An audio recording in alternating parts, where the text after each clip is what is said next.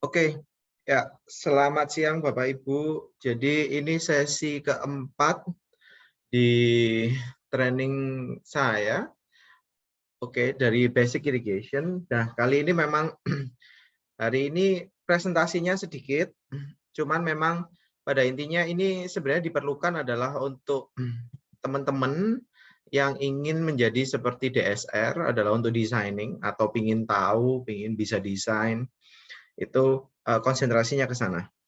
Gitu. Jadi istilahnya survei and collection data. Jadi tujuannya adalah banyaknya survei. Jadi sebenarnya di survei dan collection data ini DSR akan membuat aplikasi seperti itu. Nah, tetapi kelihatannya tahun ini nggak bisa sukses selesai begitu, sehingga saya belum bisa presentasikan dalam bentuk presentasi. Cuman saya mintanya Asti, mungkin Bapak Ibu silakan di sini ngetik alamat email untuk kami memberikan yang namanya Excel-nya ya. Jadi kalau Bapak Ibu harus pegang Excel. Jadi di kolom komen saya mohon Bapak Ibu bisa type untuk yang namanya emailnya masing-masing begitu. Jadi supaya bisa dikirim sama Asti sekarang sehingga Bapak Ibu juga sudah bisa untuk mencobanya untuk di formnya nanti seperti itu. Oke, silakan Bapak Ibu kalau yang mau filenya silakan di type kan ya, itu Bu Ulfa, monggo. Yang lain monggo silakan. Karena ini Anda semuanya akan perlu nantinya adalah untuk melakukan surveying. Form ini perlu diisi untuk melakukan yang namanya surveying dan collection data. Monggo saya tunggu ya. Oke, 1 minute, kita tunggu 1 minute. Yang lagi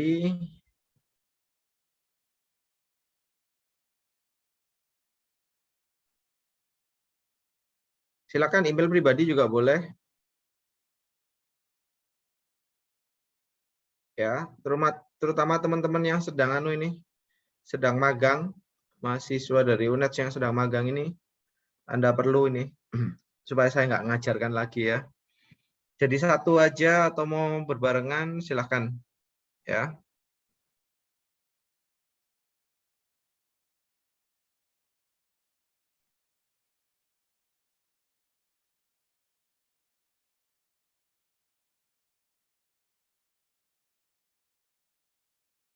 Oke.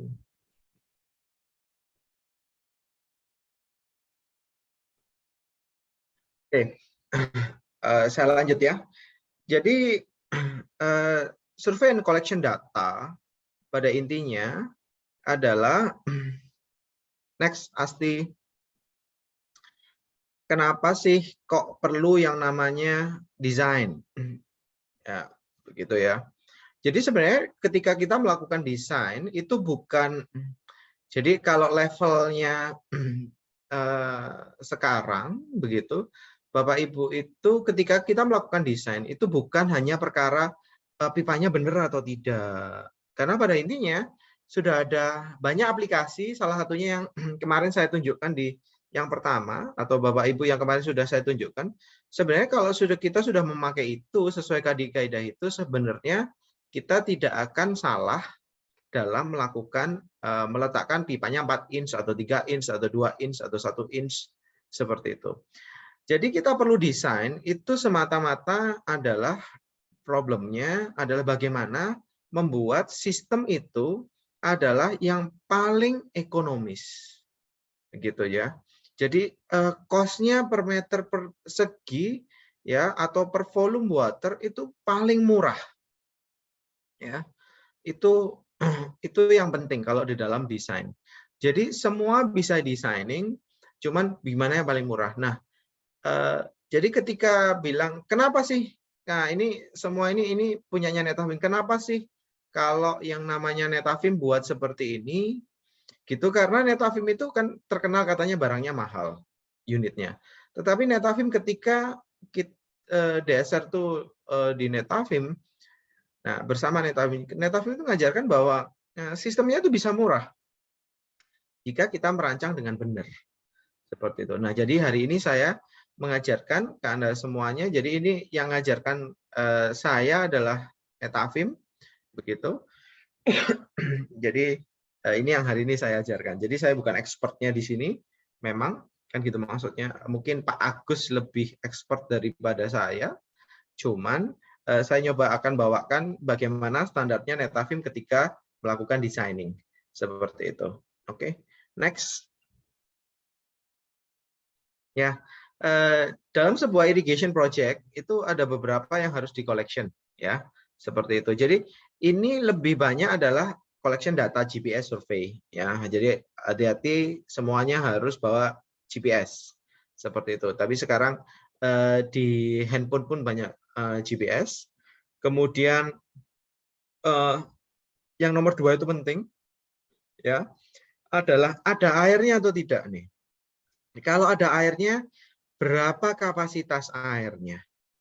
Ya, itu penting nih, kan itu maksudnya ya. Jadi untuk menentukan kapasitasnya berapa. Nah, kemarin kalau di kemarin saya ajarkan di water source itu pada intinya harus tahu bahwa air itu berubah nih. Air itu termasuk debitnya. Ketika kita melakukan survei dan untuk proyek yang cukup besar, itu lakukan adalah pada akhir musim kemarau. Jadi kalau misalnya akhir kemarau itu bulan September gitu, jadi kita harus nyurveinya bulan September sebelum hujan pertama. Nah, itu adalah jumlah air yang paling minimal yang bisa dilakukan. Ya, yang bisa ada di sana. Nomor 3, ini lebih ke agronomi ya. Oke, climate data. Oke. Ketika irrigation project itu perlu climate data. Ya, jadi ini mohon dicermati karena ini lebih ke agronomi. Jadi kalau misalnya kita mau nanam cengkeh gitu ya, terus kita climate-nya tidak sesuai. Nah, jadi ini cukup penting ya, terutama untuk teman-teman agronomi. Ini penting adalah sebagai Anda ketika punya project itu jangan sampai menyalahi kaidah ini. Apakah bisa? Bisa. Cuman akan jadi lebih mahal. Ya, jadi enggak irigasinya nanti mahal, bagaimana nanti memanipulasinya itu akan lebih mahal. Perlu greenhouse dan segala macam seperti itu. Nomor 4 itu soil data. Ya. Nanti di bawah akan saya jelaskan sekilas. Oke. Terus 5 detail irrigation design map. Ini kita perlu desain map-nya ya. Oke. Kita perlu map untuk yang namanya di irrigation ya. Oke, mana yang mau disiram nih? Kan gitu maksudnya. Oke. Terus nomor 6 adalah kontrol pump station sama infill. Ya, ini perlu yang namanya detail drawing. Pinginnya modelnya seperti apa. Ya, itu kelengkapan-kelengkapannya seperti apa. Oke. Nah, jadi ini biasanya adalah ketika kita ngomong proyeknya ingin lebih murah dan segala macam itu biasanya nomor 6 ini bermain. Seperti itu. Oke, nomor 7 adalah aktual untuk bill of material dan installation. Ya, nomor 8 schedule and Gantt chart, nomor 9 adalah project cost. Jadi untuk nomor 7, 8 dan 9 saya akan jelaskan di next session saya. Jadi hari ini adalah cuma termasuk nomor 6 ya. 6, 7, 8, 9 saya akan jelaskan di next session saya. Oke. Ya. Yang banyak saya jelaskan hari ini adalah nomor 1. Collecting data dan GPS survey. Kalau GPS survey harus di lokasi, saya nggak bisa yang praktekkan sekarang. Kalau di apps-nya DSR nanti seharusnya bisa gitu ya. Nah, saya jelaskan yang nomor 2 dan sekian dan yang nomor 5 begitu. Next. Nah, ini contohnya GPS survei. Jadi ini dibuat di Google Map. Ya. Jadi belum pasti. Oke.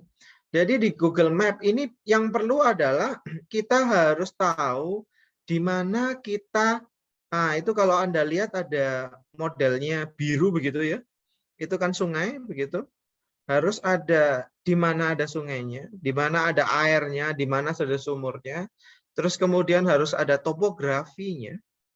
Oke. Jadi harus ada topografinya. Topografi itu paling bagus adalah perbedaan scale-nya adalah 1 meter. Ya. Oke, jadi kalau di Google Map rasanya bisa, ya Google Earth itu lebih spesifik kan gitu maksudnya, ya rasanya di Google Earth deh.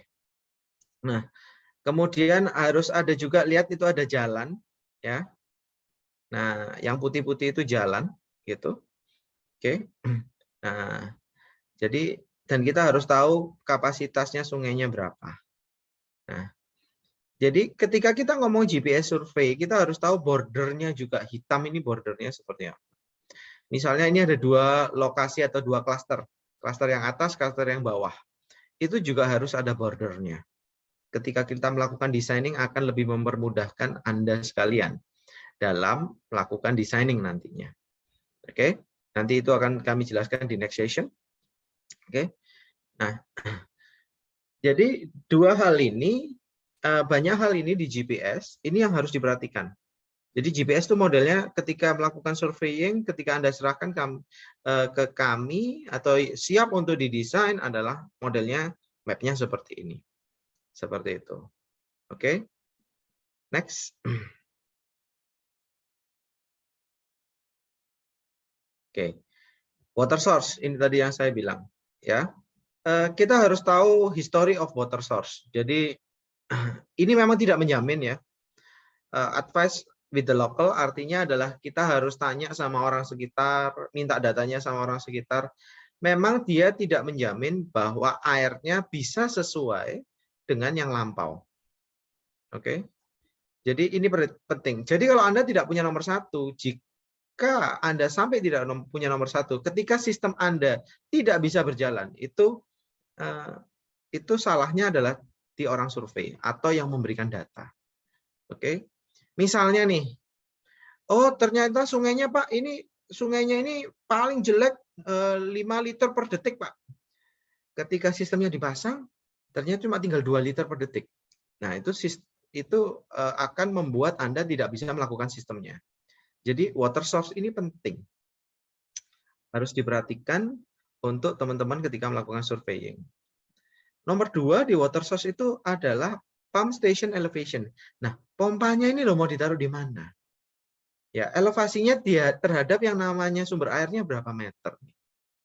Ya. Nah, itu ada tulisan 2.1 itu. Minimum water level elevation. Jadi adalah sumber yang paling minim. Nah, ini menarik ya. Menariknya adalah ketika di Indonesia, ketika kita diskusi akan hal ini dan sering Bapak Ibu harus perhatikan ini karena ini tidak tertulis, begitu ya. Di Netafim pun tidak diajarkan, tetapi ini selalu saya lakukan. Contohnya adalah teman-teman di Mars. Bukan teman-teman di Olam. Proyeknya ribuan hektar, begitu. Nah, di situ sungainya itu punya elevasi sangat rendah, jadi cuma bisa ketika kemarau itu dia rendah sekali. Nah, ketika kita meletakkan, supaya dekat, kita lakukan adalah ditaruh di pinggirnya sungai. Apa yang terjadi jika Anda melakukan itu? Anda ketika nanti musim penghujan, yang namanya pompa Anda habis, kena air. Ya, di Indonesia itu hampir 80-90% sungai tipikal di Indonesia adalah seperti itu. Oke, terutama adalah sungai-sungai yang punya dinding tinggi. Ya, dinding sungainya tinggi. Ya, seperti itu ya. Di Olam itu ceritanya adalah dinding sungainya tingginya 8 meter. Terus gimana nih Pak elevation-nya kalau dihitungannya dasar kan tidak boleh lebih dari 5. Oke. Jadi yang dilakukan di Olam adalah buat bahasanya adalah sudetan gitu. Oke, seperti gambar di sebelah kanan begitu untuk airnya bisa masuk kemudian di situ kita sedot. Oke. Nah, jenis nah pompanya yang bisa mengapung begitu. Jadi engine-nya, pompanya itu sudah bisa ngapung semuanya di situ. Oke, itu yang nomor 2 tentang pump elevation. Mohon diperhatikan. Nomor 3 adalah type of water source. Ya, yang kemarin juga saya sudah sebutkan adalah ini di sungai, di sungai atau di sumur atau reservoir atau kanal dan segala macam. Oke, itu harus diperhatikan. Nomor 4 adalah fluktuasi yang tadi saya juga bilang ya, naik turunnya. Ya, low tide and high tide kan gitu maksudnya. Jadi waktu pasang dan surut. Seperti itu ya. Nomor 5 adalah water sample analysis. Jadi pH yang kemarin juga saya bilang, TSS, kekeruhan, terus ada kandungan metalnya di situ, TDS, dan lain sebagainya yang kemarin sudah saya sebutkan. Jadi kalau Pak, apa saja Anda bisa lihat di presentasi saya yang sebelumnya. Seperti itu. Next.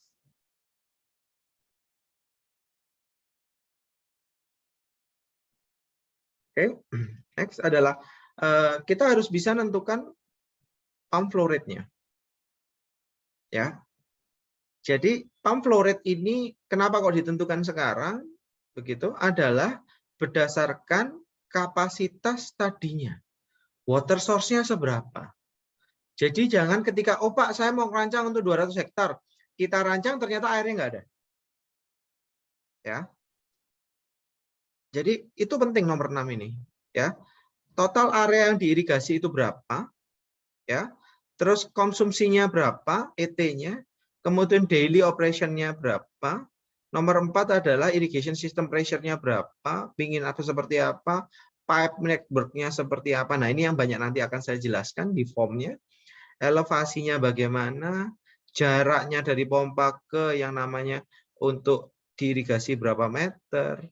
Ya, elevation-nya, pipa material. Nah, ini yang ada di perhitungan desain. Oke. Itu ada di tempatnya DSR. Coba nanti akan saya, Bapak Ibu sudah punya untuk yang namanya linknya untuk perhitungannya DSR atau belum ya? Saya kirim kembali ya untuk yang namanya linknya DSR ke sini. Mbak Asti tolong ya, saya dikirimkan ini, saya WhatsApp Anda, tolong ditaruh di sini. Oke. Ya. Jadi untuk ngitung pipanya gimana, modelnya seperti apa. Nah, ketika nomor 6 ini tidak cocok dengan water source, tolong Anda harus bisa menyesuaikan antara water source Anda dengan pump flow rate-nya Anda. Artinya harus ada yang dikorbankan. Nah, dan tidak mungkin mengkorbankan adalah yang namanya areanya. Tidak mungkin mengorbankan yang namanya airnya. Pak, airnya ditambahin aja, Pak. Kan gitu maksudnya. Begitu. Ya. Okay, next.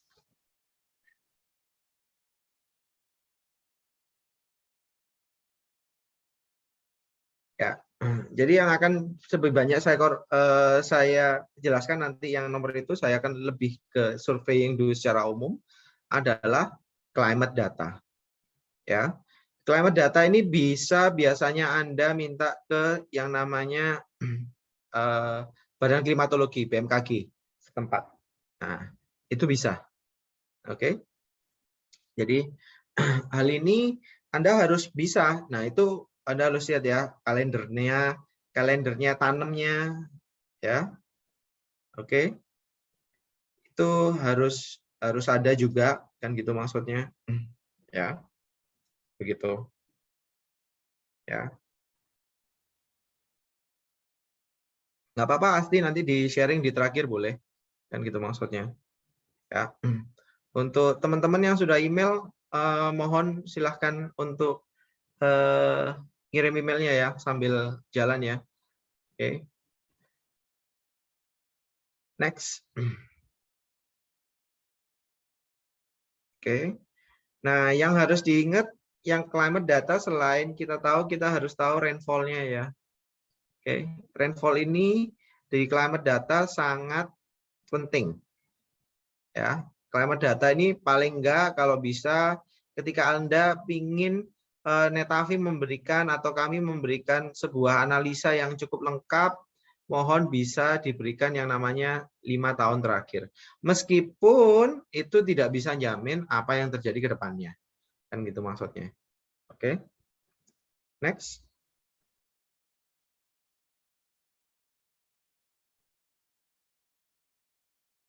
Oke.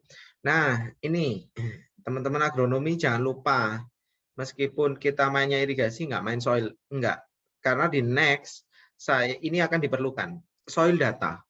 Ini yang sering ketika termasuk staf saya itu sering nggak punya data ini. Ya, ketika kita benar-benar serius, ketika mendalam sebuah project, ini kita harus punya. Oke. Nah, paling enggak adalah jenis fisik yang namanya tanah. Dia termasuk golongan apa? Oke, dia clay, ya, atau mau clay loam, kemudian atau loam, atau ya benar-benar silt loam, atau seperti apa? Oke, nah itu adalah kalau Anda lihat adalah presentase-presentasenya di triangle soil data ini. Next.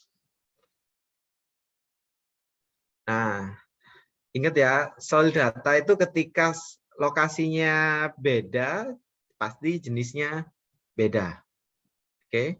Nah, terus kemudian ketika Anda ngomong soil data itu sebenarnya harus dimasukkan dengan yang namanya cocok atau tidak. Oke. Jadi hal ini yang harus Anda perhatikan ya. Jadi ketika Anda tidak memperhatikan hal ini, artinya tanaman Anda akan suffer. Seperti itu. Jadi tidak semuanya areanya itu bisa dipakai.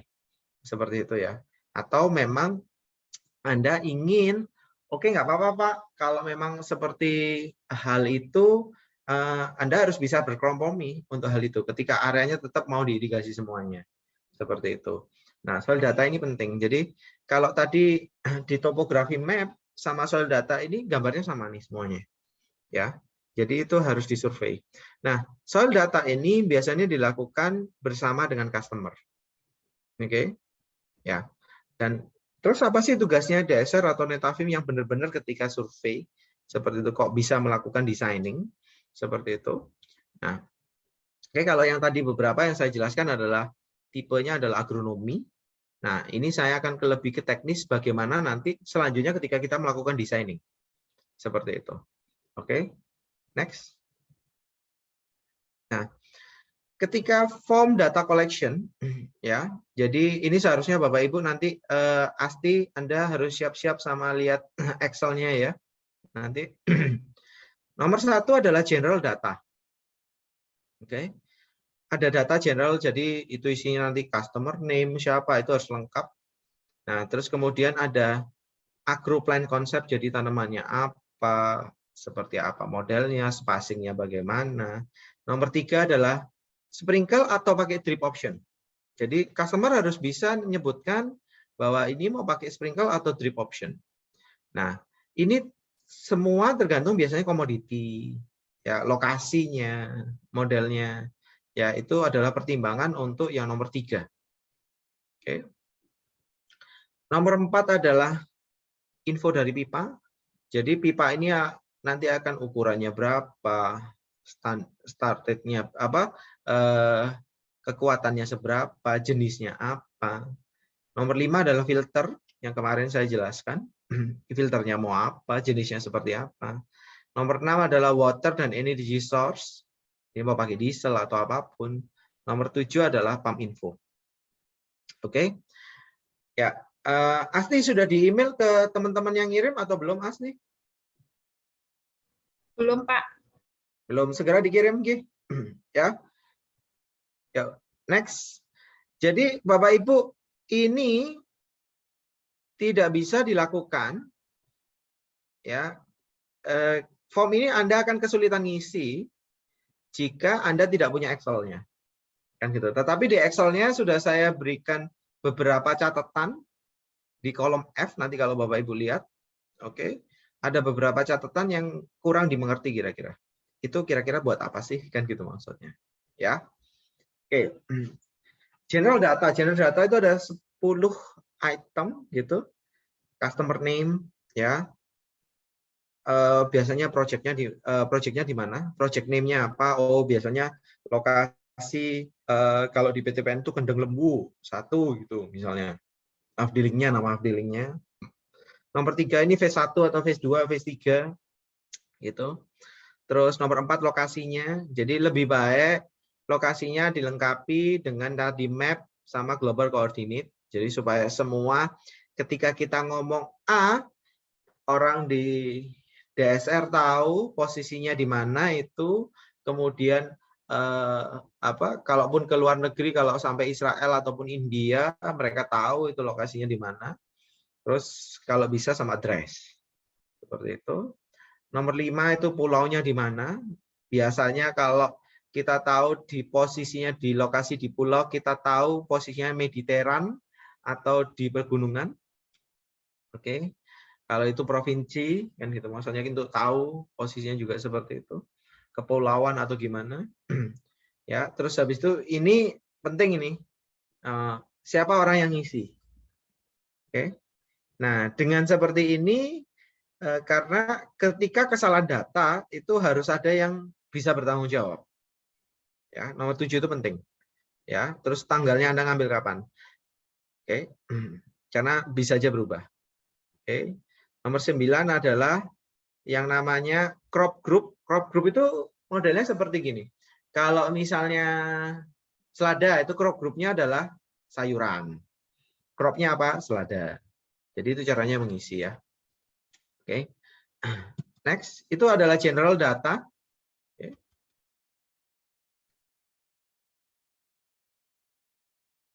Ya, next pasti. Oke. Oke. Terus sekarang adalah tanamannya nih. Plannya, tanamannya sendiri nih. Kan gitu maksudnya. Ya. Nah, itu area yang mau disiram itu berapa hektar? Ya. Totalnya berapa hektar? Dari gambar itu kita kalkulasi luasannya berapa. Oke.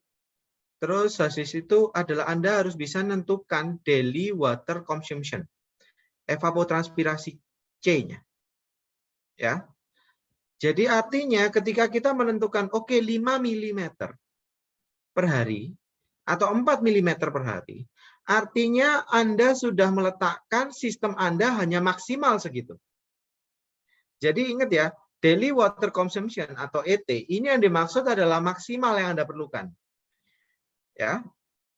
Jadi ketika, Pak, waktu kecil kita butuhnya 3, misal 3 mm atau 2 mm.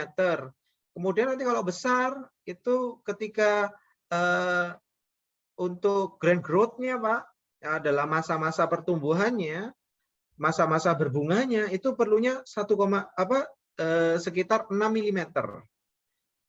Ketika maturation, ketika mau panen, Pak, itu turun sampai tinggal cuma 2 mm. Berapa yang Anda pilih bukan di rata-rata ya, tetapi adalah yang paling tinggi di grand growth period-nya. Ya. Daily water consumption-nya itu di situ. Karena disitulah kita akan melakukan designing. Ya. Itu mohon diperhatikan ini. Kan gitu maksudnya. Jadi kalau tanamannya, Pak, kalau tanamannya saya ganti, Pak. Hari ini mau tanamnya bawang merah. Besok, next time saya mau nanamnya kentang. Yang dipakai sebagai patokan adalah yang tertinggi. Oke. Jadi tidak bisa rata-rata ataupun dipukul rata. Pak, ketika next time saya mau pakai tanaman yang kira-kira nih konsumsinya tinggi airnya. Apakah bisa dengan desain yang sudah lama? Tidak bisa. Oke? Tidak bisa. Itulah kenapa kalau sistem ini penting.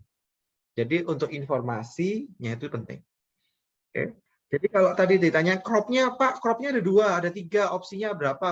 Nah, itu Anda harus pilih yang paling, Anda boleh tulis semuanya, dan Anda konsentrasikan di mana yang paling besar ketika di evapotranspirasinya.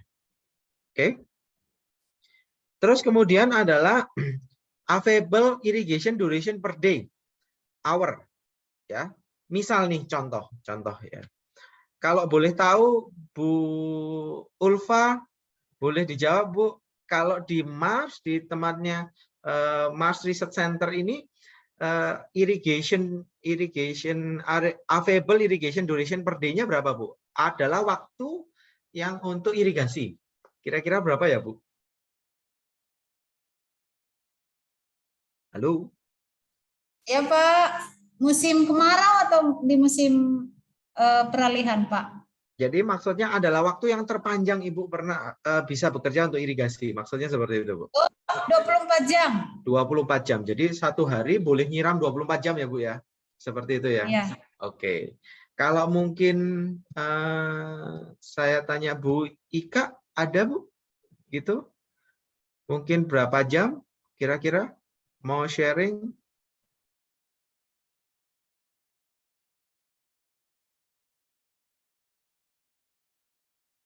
Halo? Jadi ada beberapa perusahaan yang melakukan bahwa kita hanya melakukan penyiramannya 8 jam. Ya. Jadi di tempatnya Bu Ulfa ini enak karena dia posisinya automation. Jadi beliau bisa melakukan penyiraman 24 jam. Seperti itu. Nah, tetapi ketika ini sistemnya manual, itu bisa aja adalah 20 jam, 12 jam, seperti itu ya. Jadi itu yang harus ditulis. Oh Pak, kita mampunya cuma satu shift Pak. Cuma bisa 10 jam, ya 10 jam. 8 jam, ya 8 jam. Seperti itu. Ya. Jadi ini biasanya available irrigation duration per day itu maksimal, Anda harus catat sendiri ini, adalah kalau di Netafim maksimal 21 jam. Ya, 21 jam. Jika pompa Anda jalan 24 jam non-stop, itu akan mengakibatkan sistem Anda cepat rusak. Oke, ini Pak Petrus. Yuk, silakan Bu. Maaf, durasi 24 jam tadi pasti ada retire-nya Pak, ada dia istirahat juga, kadang 15 menit, paling lama sih setengah jam karena proses pergantian valve-nya juga walaupun menggunakan sistem automation, tapi pengontrolannya itu tetap dijaga oleh operator dan orang di field-nya yang di lapangan. Seperti itu Pak. Tapi tetap saat mulai kita nyiram jam 7 pagi hingga besoknya jam 6 atau hampir jam 7 pagi di besoknya, itu memang regulasinya seperti itu selama musim kemarau panjang. Kalau biasanya kami gunakan 3 shift dan 3 fase jalan karena sekarang sudah hampir 40 hektar yang kami siram setiap nice. Ya, jadi itu tadi Bu Ika juga sudah jawab, katanya 24 jam. Jadi beliau berdua ini adalah kebun yang punya automation system. Seperti itu. Jadi beliau ini punya beberapa orang yang standby selama 24 jam. Kan gitu maksudnya. Seperti itu ya. Jadi itu yang harus diperhatikan. Ini mau nyala berapa lama nih? Kan gitu maksudnya. Ketika kita ngomong, oke Pak 24 jam nggak masalah. Harus diingat, disiapkan orangnya yang menjaga. Kan seperti itu ya. Harus ada tetap orang yang menjaga. Seperti itu. Jadi jika ada failure, itu bisa dilakukan overtaking untuk manualing. Seperti itu. Oke. Ya. Terus irrigation days per week. Nah, pertanyaannya lagi nih. Bapak Ibu, Bu Ulfa hari Minggu ada jadwalnya nyiram atau enggak, Bu? Atau apa sistemnya ditutup, Bu? Kan gitu maksudnya. Nah, kira-kira boleh sharing. Untuk hari Minggu atau Ahad nggak ada Pak, tapi intinya untuk tahun ini kami durasinya Senin sampai Sabtu. Minggu semua off, ya karena istilahnya kami full kan 6 hari untuk nyiram untuk nanti mengcover di hari Minggu tersebut. Seperti itu untuk tahun ini. Tapi tahun lalu kami kadang full 7 hari. Betul, karena sekarang musim kemaraunya sudah terlalu Pak, mungkin 2-3 bulan saja. Tahun lalu itu sampai 5 bulan, hampir 6 bulan kemarau panjang. Jadi kita sesuaikan juga dengan klimatnya Pak. Yes, baik Bu, terima kasih. Jadi pada intinya ketika kita melakukan, jadi satu minggu diberikan Tuhan itu kita 7 hari. Nah, pada ingatnya berarti tanaman itu ketika kita libur pada intinya dia tetap perlu makanan. Jadi artinya kita bisa kok masukkan di hari-hari sebelumnya. Seperti itu. Ya. Jadi ini perhitungan penting untuk ketika kita melakukan designing. Oke, ya. Dan terus habis itu kita harus masukkan weeks per season. Jadi ada beberapa tanaman misalnya nih jagung. Ya, itu berapa weeks dalam satu siklusnya dia. Oke. Ini penting. Juga karena apa? Ketika sistemnya ini nanti Anda masukkan ke NetBeat, kan gitu maksudnya. NetBeat akan bisa baca posisinya Anda sekarang, kenapa Anda siram seperti ini. Artinya dia akan membaca bahwa ini Anda baru tanam. Seperti itu. Ya. Jadi sistem ini penting kan gitu maksudnya. Dan untuk ngitung kalkulasi jumlah air yang diperlukan dan yang namanya jumlah energi yang Anda perlukan nantinya. Nah, oke. Nah, terus kemudian adalah planting pattern ya. Model tanam. Ini mau single row, double hedgerow, ya double row kan gitu maksudnya. Double hedgerow ini maksudnya double row gitu. Nah, ini perlu dimasukkan seperti itu ya. Oke.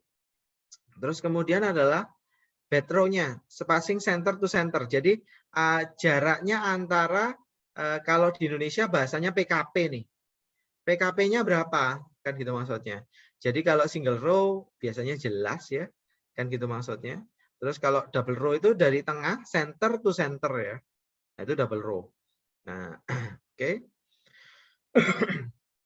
Ya, kemudian adalah spacing tanamannya di dalam row, kan gitu maksudnya. Oke. Oke. Nah, oke, terus kemudian nah ini harus diingat, ini biasanya teman-teman bingung ini. Kan gitu maksudnya. Ketika Anda mau melakukan amount irrigation lateral per planting, Anda mau 1 atau 2 atau 0,5. Kalau 0,5 ini maksudnya gimana?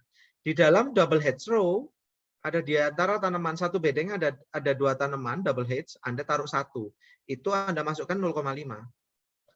Kalau single row Anda masukkan 1 di situ, ada 1. Kan gitu maksudnya. Dan kalau Anda dalam 1 row tanaman mau ngasih 2, Anda bisa kasih 2. Ya. Itu caranya mengisi. Oke. Ya, jadi kalau di catatan saya ketika Anda nanti lihat ini maksudnya apa Pak Petrus? Adalah saya sebut ini adalah jumlah line dalam satu lajur tanaman. Kok ada 0,5 karena double hedgerow. Ya, ini biasanya untuk dipakai untuk double hedgerow. Ya, tebu kalau double row, jagung, ya, itu seperti itu ya. Oke. Next.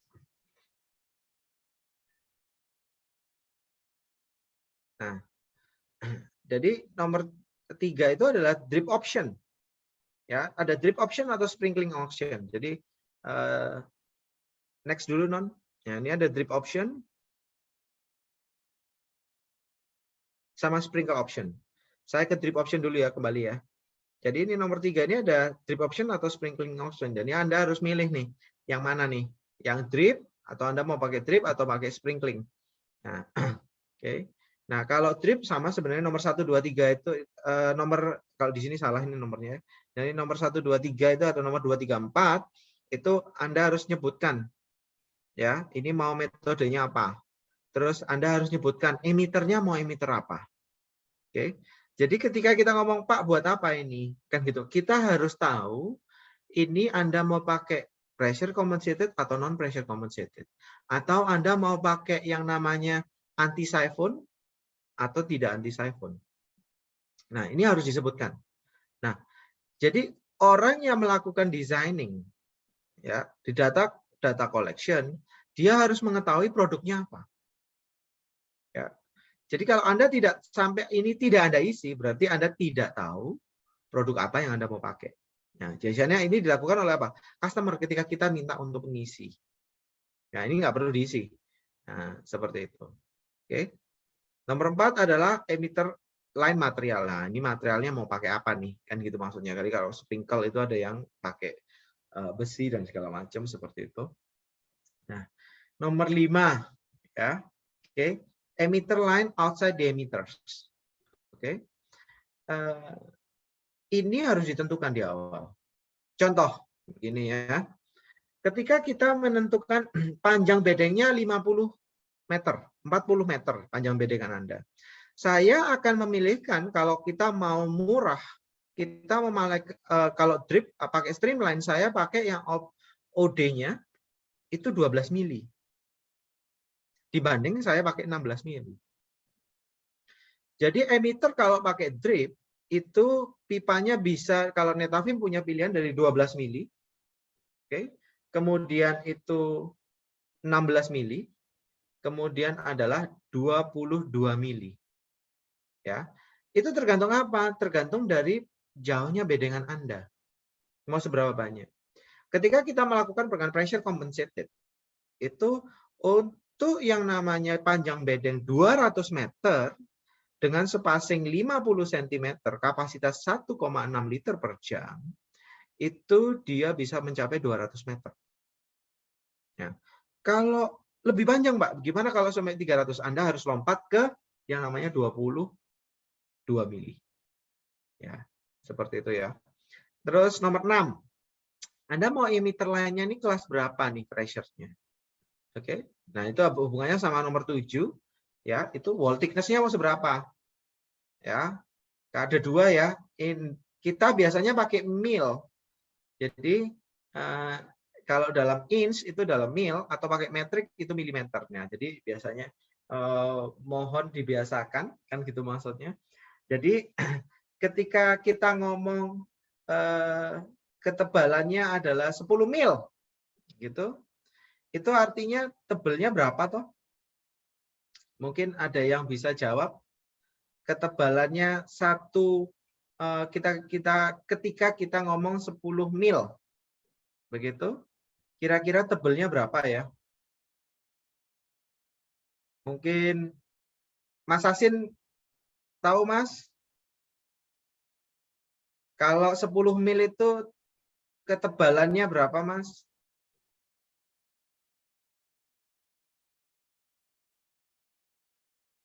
Halo? Mungkin Mas Asin ketiduran nih. Jadi, 10 mil itu berapa milimeter, Mas Asin? Kira-kira, Mas?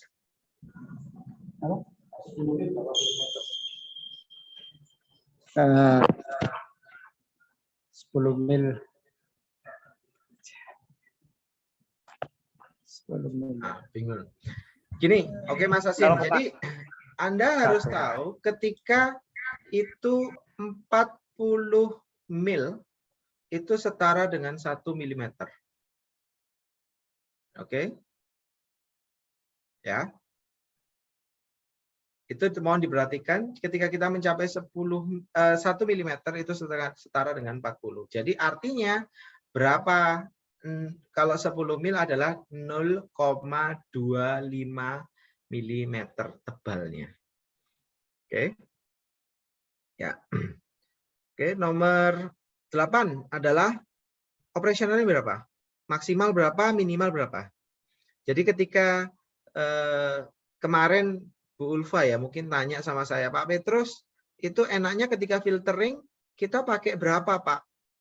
Nah, itu harus dilihat di sini, Bu, ketika flashing kita. Nah, seperti itu. Jadi biasanya kami naikkan 0,8. Cuman biasanya harus juga dilihat adalah rekomendasi pressure maksimalnya. Nah, kenapa kok itu penting? Adalah untuk biasanya untuk flushing. Ya. Kalau yang minimum itu adalah untuk apa? Untuk menstabilkan jumlah air yang keluar di dripper pressure compensated. Misal nih, ya ada drip net PC spacing 50 cm, kapasitas 1 liter per jam. Ketika kita hanya memberikan pressure-nya di bawah 0,5, airnya nggak bisa keluar 1 mm, nggak bisa keluar 1 liter per jam. Itu maksudnya. Nah, di Netafim itu operasional itu minimum adalah 0,5, oke, dan maksimum di 3,5 bar. Ya, di 3,5 bar. Jadi ketika kita melakukan flushing, Bu Ulfa, boleh sampai 3,5 bar, boleh. Tapi mohon ingat ya Bu, karena itu dilakukan ketika sistem terbuka dan cuma beberapa saat. Seperti itu. Dan biasanya kita harus merhatikan dengan wall thickness juga. Nah, ketika wall thickness-nya pressure-nya cuma batasnya adalah 1 bar, kita cuma boleh maksimal 1 bar. Kira-kira seperti itu. Ya. Oke. Jadi operational pressure-nya untuk minimal ini mohon diperhatikan untuk teman-teman yang punya dripper pressure compensated. Ya. Oke, seperti itu kira-kira.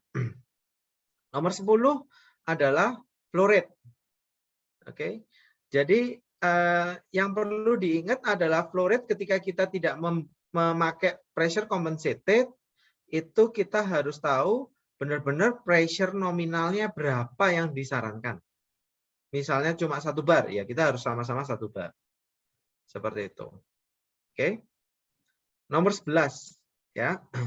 Ini penting ini nomor 11. Allowance emitter line coil. Jadi kalau di dripper ketika kita melakukan designing itu kita memberikan sebuah allowance. Jadi tambahan berapa roll nih yang kita boleh masukkan di dalam di situ. Nah, itu biasanya ketika kita mencap 0 sampai 100 hektar, itu kalau di Netafim itu agak medit gitu ya. Dia cuma memberikan allowance 1 yang namanya roll saja. 0 sampai 100. Ketika di atas 100 berapapun itu dalam satu klaster ya, Bapak Ibu ya, itu dia cuma nambahkan 1 lagi. Ya, tapi ini misalnya kalau ada desain Pak kurang kelihatannya, itu ya silakan ditambahkan. Jadi itu allowance emitter line coil. Jadi berapa roll yang Anda boleh tambahkan. Nah, itu dimasukkan ya, kan gitu maksudnya ketika kita melakukan designing. Jangan pas. Seperti itu ya. Jangan pas ketika melakukan designing. Nah, semakin sedikit itu semakin harus Anda harus sangat akurat ketika Anda melakukan desain. Oke, seperti itu. Ya. Jadi Netafim itu sangat yakin sama desainingnya gitu. Ya. Nomor 12 ya. Emitter to emitter group ya. Oke. Nah, itu adalah berapa meter kan gitu maksudnya. Ya, jarak antara spacingnya tanaman. Oke. Ya, jadi kalau drip itu jaraknya spacingnya 50 cm. Oke. Nah, itu yang dimaksud berapa nih? Jarak antara di dalam drippernya itu. Nomor 13, amount of emitter per emitter group. Yang dimaksud gimana ini Pak Petrus? Adalah, nah ini sering terjadi bingung antara nomor 12 sama nomor 13. Oke. Nomor 13 ini jika Anda melakukan button dripper. Oke. Artinya di dalam tanaman itu, ya dalam misalnya tanaman contoh coklat nih, kan gitu, coklatnya teman-teman di Mars, itu boleh dalam satu grupnya itu dikasih 2 dripper. Ya, dan itu sering dilakukan, kan gitu maksudnya. Jadi hanya untuk di area tanamannya saja, seperti itu. Ya, jadi customize, jadi nggak pipanya spacingnya, oh saya mau taruh di sini nih, kasih pressure compensated dripper, kan gitu maksudnya. Ya, dikasih PCJ, gitu. Nah, jadi PCJ-nya spacingnya 1 meter Pak, tapi di dalam situ spacingnya kita mau ditambahin 1 lagi ke kiri dan 1 lagi ke kanan. Nah, itu Anda harus nyebutkan. Ya, biasanya tanaman yang bentuknya oak, kan gitu maksudnya. Contohnya yang coklat gitu. Ya, di teman-teman di Mars. Jadi desainnya itu bisa oke, waktu kecil cuma dikasih 1. Ketika sudah besar itu dikasih yang namanya 1 lagi. Ketika nanti sudah besar lagi dikasih 1 lagi. Jadi kira-kira seperti itu. Oke, jadi ini harus disebutkan supaya ketika melakukan designing tidak mepet. Ya, ketika Anda menyebutkan di sini dan disebutkan cuma 1. Ketika nanti Pak Pak Petrus, ini kemarin kalau saya tambahin satu lagi dripper gimana nih? Nggak bisa. Nah, ini harus disebutkan. Terutama teman-teman yang nanamnya Oakhart, kan gitu maksudnya. Jadi biasanya ini nomor 12-nya adalah jarak antara tanaman. Begitu ya, misalnya di teman-teman Mars misalnya 3 meter nih. Nah, di setiap 3 meter itu ada beberapa tanaman yang ada beberapa dripper yang bisa dipasangnya bertahap. Ya, waktu kecil 1, waktu agak besar lagi 2, lagi 3 kan gitu dan seterusnya. Seperti itu ya. Itu yang nomor 13. Jadi contoh-contoh untuk nomor 13. Nomor 14 adalah average emitter line length di dalam all irrigation block. Artinya yang namanya panjangnya lateral ini mau berapa meter? Yang seperti tadi saya katakan adalah 200 meter nih. Oke. 100 meter. Panjangnya bedengannya 200 meter. Di dalam satu bloknya kami, Pak, itu 100 meter mungkin punyanya teman-teman di Mars atau teman-teman punyanya di LTI. Jadi kira-kira gitu. Panjangnya mau berapa meter nih? Average ya. Kalau ini average mau berapa meter? Nah, oke. Dan nomor 15 ini start konektornya. Ini di drip penting. Anda kalau tadi nyebutkan start konektornya single atau T 0,5. Artinya Anda biasanya kalau T ini adalah yang namanya Anda itu melakukan yang namanya dalam satu tanaman ya. Dalam satu row tanaman itu biasanya 2. Anda melakukan dengan T. Seperti itu. Oke, jadi submainnya ada T-nya, kemudian pakai 2 connection start connector. Ya, Pak, kenapa kok nggak 1 aja? Lebih murah, Bapak Ibu. Kalau pakai T itu lebih murah. Jadi bisa ke kiri dengan kanan dan melubanginya cuma 1. Seperti itu. Next. Nah, sprinkle lebih cukup lumayan mudah gitu ya. Cuman saya terus terang saya tidak pernah melakukan designing pakai designing dengan metodenya Netafim kalau melakukan dengan yang namanya dengan sprinkle option seperti itu. Tapi tahapannya semua sama seperti itu. Oke? Ya, sama irrigationnya, emitternya mau pakai apa, sprinkle-nya 9575 atau seperti apa, Anda harus masukkan di situ. Oke? Emitter line materialnya apa, mau plastik kan gitu maksudnya. Kalau pakai Nelson, nah ini jadinya aluminium kan gitu maksudnya ya. Nomor 4 adalah sprinkle front nozzle-nya berapa. Ya. Real nozzle-nya, jadi kalau sprinkle kan biasanya ada 2 ujung, ya itu yang belakang berapa. Jadi sebenarnya ini bukan rear, adalah second nozzle diameter. Oke. Seperti itu. Nah, yang nomor 6 penting adalah sprinkle weighted diameternya. Oke. Jadi ini penting adalah untuk ketika tanaman-tanaman ketika kita mau tahu ini overlapping atau tidak. Untuk menghitung overlappingnya, sprinkle weighted diameternya. Oke. Nomor 7 dan 8 sama seperti yang di drip, pressure-nya maksimal berapa, minimal berapa. Oke. Dan nomor 9 adalah emitter flow rate. Seperti itu. Oke. Jadi ini penting untuk sprinkle. Ya, kapasitasnya berapa, jaraknya, ingat ya nomor 7, 8, 9 sama nomor 6 itu penting kalau dalam sprinkle. Nah, oke. Jadi kalau sprinkle itu biasanya konsentrasinya 6, 7, 8, 9. Kan itu. Selainnya nggak diurus. Seperti nomor 4, 5 itu biasanya itu adalah untuk mengetahui datanya nanti ketika ada problem. Oke. Next. Oke. Pipe info. Oke. Pipe info itu adalah infill valve size-nya ya. Jadi kita harus tahu ketika kita melakukan designing dalam satu grup itu mau ada berapa valve. Oke, itu harus sudah ditentukan ketika kita melakukan designing. Misal nih, Pak, kita mau ada perlakuan yang berbeda di setiap 0,5 hektar. Berarti perlakuannya bedanya adalah 5. Ya udah 5, ya harus ada 5 nih. valve-nya. Ukuran berapa inch itu harus ditentukan. Oh, ini kapasitasnya cuma segini, kira-kira berapa. Dari tadi ketika Anda sudah punya data yang awal, Anda bisa masukkan ke sini. Oke. Nah, ini ingat nomor 2 penting karena juga average size irrigation block per valve. Satu valve-nya berapa hektar tuh. Oke. Nah, di dalam drip irrigation ya, rule of the game-nya satu valve maksimal itu hanya 10 hektar ya. Oke.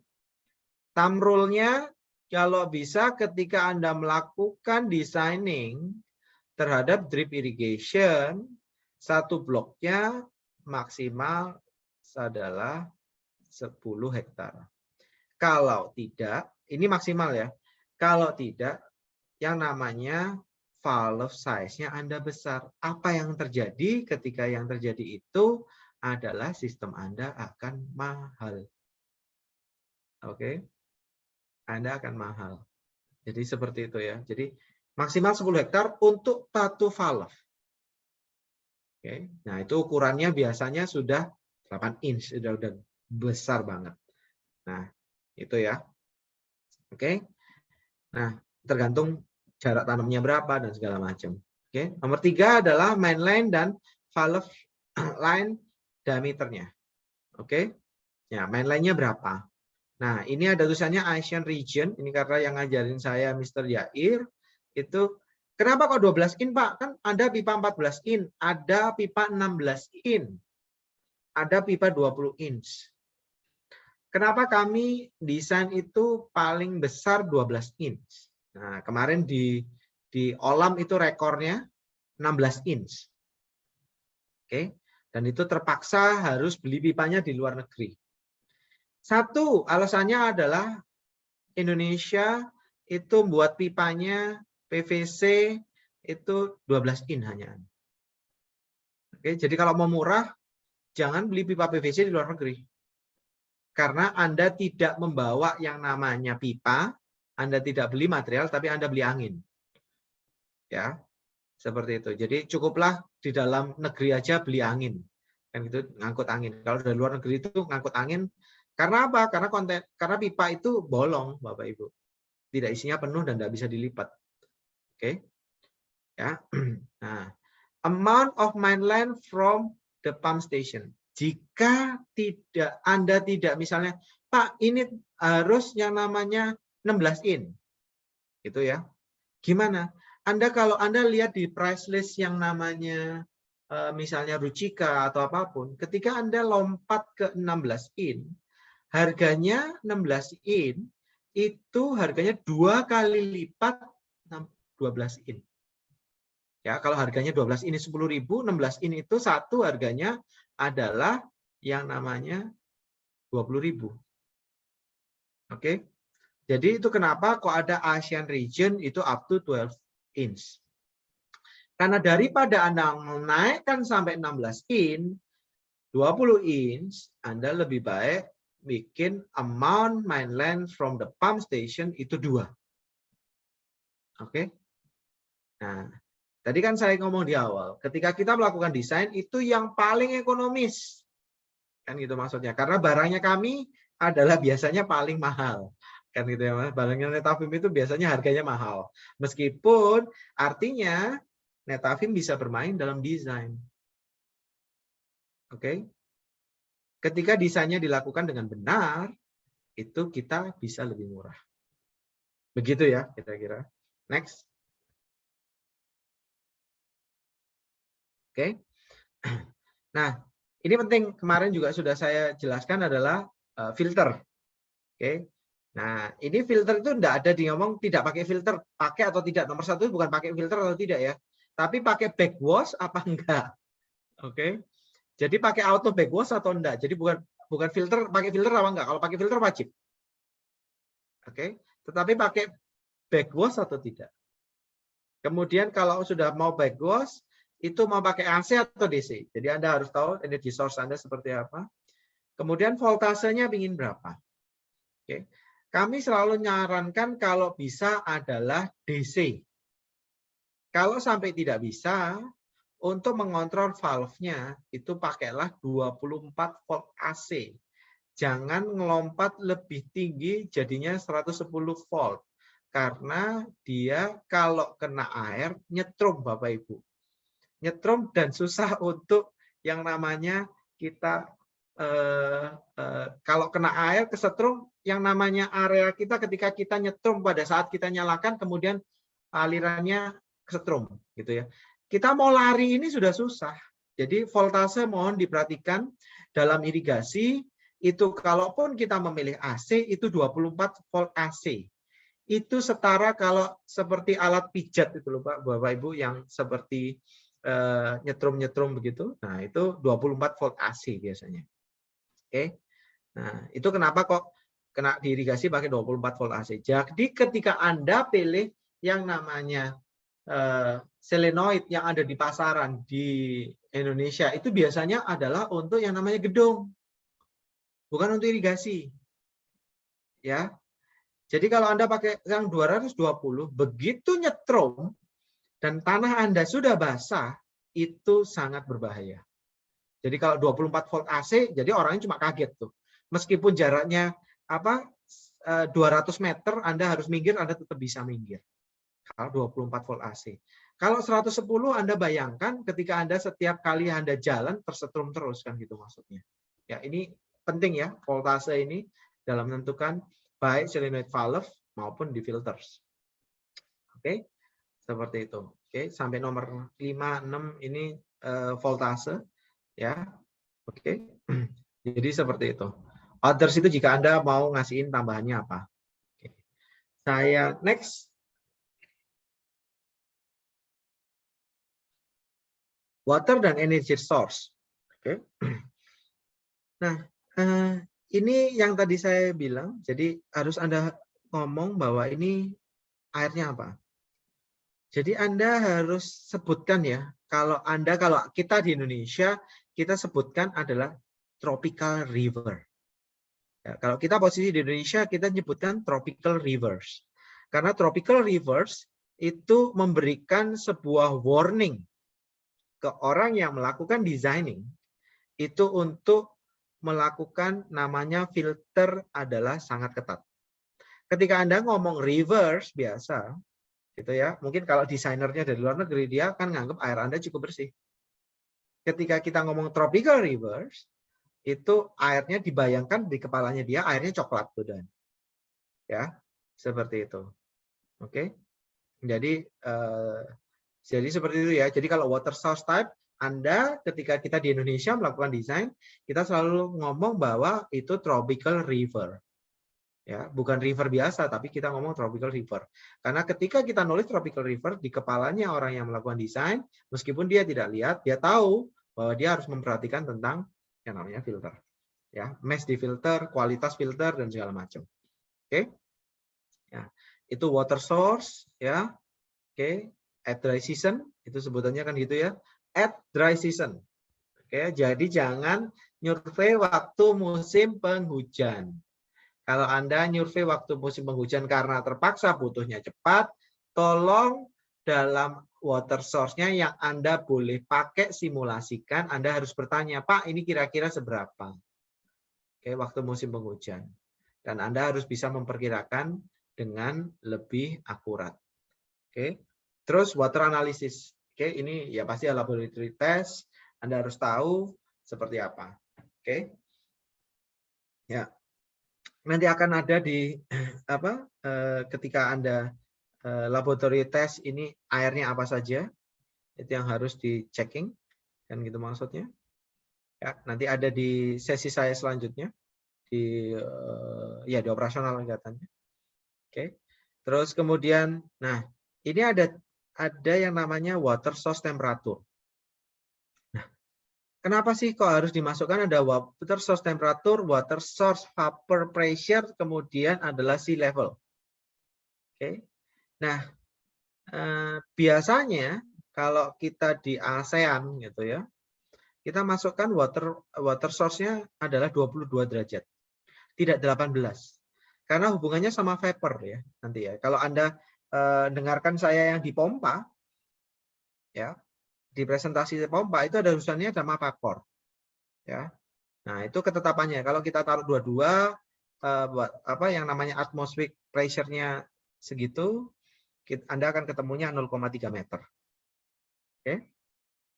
Nah, kemudian ini penting ya, yang merah itu penting dan itu ketika Anda melakukan pengisian, sebaiknya Anda tidak perlu ganti. Seperti itu. Nanti Anda bingung kan itu maksudnya. Ini yang maksud apa? Jadi yang merah ini sebaiknya tidak diganti. Seperti itu. Jadi saya nggak pernah ganti kayak gini. Kecuali kebetulan saya nggak pernah survei ke area yang dingin. Jadi saya masukkan nilainya tetap merah seperti itu. Oke. Terus water source elevation, ya. Oke. Nah, itu harus dimasukkan ya. Oke. Jadi ini adalah ASL ya, above sea level. Jadi Anda harus ketika di posisinya ketika Anda survei, Pak, bedanya antara titik tertinggi dengan itu berapa? Kalau di tempat saya ketika menghitung itu saja cukup. Tapi sebenarnya ketika kita melakukan desain, ini harus disebutkan. Ketinggian dari permukaan laut itu berapa meter? Misalnya kita sebutkan, Pak, kita ada di ketinggian 100 meter nih, Pak, sumber airnya. Ya. Terus pompanya posisinya di mana? Itu Anda juga elevation-nya Anda harus sebutin. Ya. Nah, di situ akan timbul selisih. Nah, seperti itu, oke. Terus adalah highest point to be irrigated in the elevation. Jadi area tertinggi itu di mana? Oke. Nah, terus Anda harus juga sebutkan karena ini tulisannya water dan energy source, Anda harus sebutkan juga adalah energy source-nya pakai apa? Elektrik atau diesel? Ya. Seperti itu. Nah, ingat ya, energy source ini bisa elektrik, bisa diesel, bisa yang namanya adalah elevation. Jadi kalau sumber air Anda ada di atas, itu biasanya kita ngomong gravity. Gitu ya. Oke. Terus kemudian adalah kita ngomong frekuensi, ya, kalau di listrik, ya, 50 Hz atau 60 Hz. Setahu saya yang pakai 60 Hz ini adalah di Amerika. Ya, pakai 60 Hz. Oke, jadi ketika kita beli barang dari Amerika, terutamanya punyanya Nelson ataupun punyanya yang paling sering itu nanti ketika kita beli barang center pivot gitu ya. Elektromotornya itu biasanya kita harus ngomong, kita minta 50 Hz. Karena kalau tidak, ketika kita disuplai 60 Hz, apa yang terjadi adalah yang namanya motornya Anda bekerja lebih pelan daripada yang seharusnya ditunjukkan. Oke, seperti itu. Nah, terus kemudian single phase atau three phase. Jadi apa? Listrik Anda satu fase atau 3 fase. Ya, voltase 220 atau 360. Nah, ini harus disebutkan semuanya. Oke. Nah, terus kemudian kalau misalnya Anda punya existing transformer, ini biasanya kalau punya trafo. Trafonya harus dilihat berapa kVA. Oke. Nah, terus jaraknya antara trafo dengan pump station. Nah, ini diusahakan ya ketika Bapak Ibu, ketika Anda harus melakukan designing termasuk transformer, ketika itu adalah di, saya melakukan designing di Muria Sumba Manis, itu maksimal cuma boleh 50 meter ya, dari lokasi panelnya. Panel utamanya itu lokasinya cuma boleh 50 meter. Oke. Ya. Jadi dari transformer ke kubikel ke pompa, jadi dari transformer ke menuju pompa itu jaraknya cuma boleh 50 meter. Oke, karena Anda sudah turun ke 380, jadi jangan terlalu panjang pipanya. Kabelnya. Next. Nah, ini yang terakhir. Oke. Ya. Jadi ini adalah pump info. Jadi ini tentang pompanya, begitu. Jadi tipe pompanya apa? Ya. Oke. Misalnya kita ngomong sentrifugal horizontal. Ya. Artinya yang horizontal nih.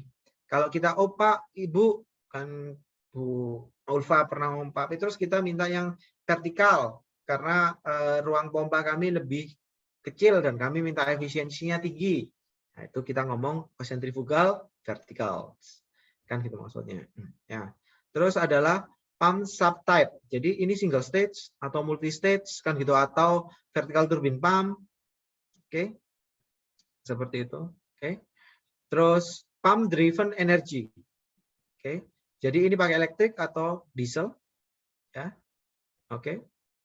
Jadi ini semua sebenarnya nggak perlu ditulis jika Anda energinya gravity. Oke. Nah, ini karena kebanyakan tidak gravity, saya masukkan di sini. Nah, kemudian ada suction system head loss. Ini ketetapan ya, kan gitu maksudnya. Jadi kalau yang namanya pipa Anda sampai 12 in, ya, hisapnya sampai 12 in, Anda masukkan suction system head loss, itu terutama foot pale, ya, kemudian entrance-nya, kan gitu maksudnya, itu 0,8 meter. Oke, itu ketetapan, biasanya jangan dirubah itu. 0,8 sampai 1 meter itu jangan dirubah. Kemudian sistem delivery head loss, pump outlet to the farthest emitter. Nah, ini harus dihitung ya, Bapak Ibu. Ini harus dihitung. Yang paling jauh, jadi ketika kita melakukan designing, kita harus tahu titik paling jauh itu berapa meter. Dan kita harus ngitung pada saat itu pipa apa yang kita pakai. Dan kita harus juga ngitung terakhirnya adalah delivery-nya sampai berapa meter, head-nya sampai berapa. Oke, seperti itu. Oke. Terus ada di situ lagi yang juga merah adalah safety factor for NPSA calculation 1 meter. Ya, sama ketika saya melakukan perhitungan yang kemarin di pompa saya masukkan 1 meter. Oke. Nah, NPSA value. Oke. Jadi itu Anda ketika kita melihat pompa, kalau kemarin ketika kita melihat pompa, saya ngomong, Bapak Ibu jangan lupa lihat NPSA value-nya. Ya, semakin NPSA value-nya semakin kecil, dia akan pompanya semakin bagus. Tapi akibatnya motornya semakin gede. Kan itu maksudnya. RPM-nya semakin kecil. Ya, seperti itu. Nah, jadi kalau kita butuh bisa ngisap lebih tinggi, Pak, karena kita cuma bisa karena kita nggak bisa floating, Pak. Kemudian kita harus ngisapnya bisa tinggi, misalnya bisa sampai 6 meter. Anda harus milih NPSH yang tinggi, ya. Artinya RPM Anda rendah. Apa yang terjadi kalau Anda memaksakan seperti itu? Anda itu mengorbankan yang namanya operational cost. Karena KW-nya pompa akan semakin tinggi.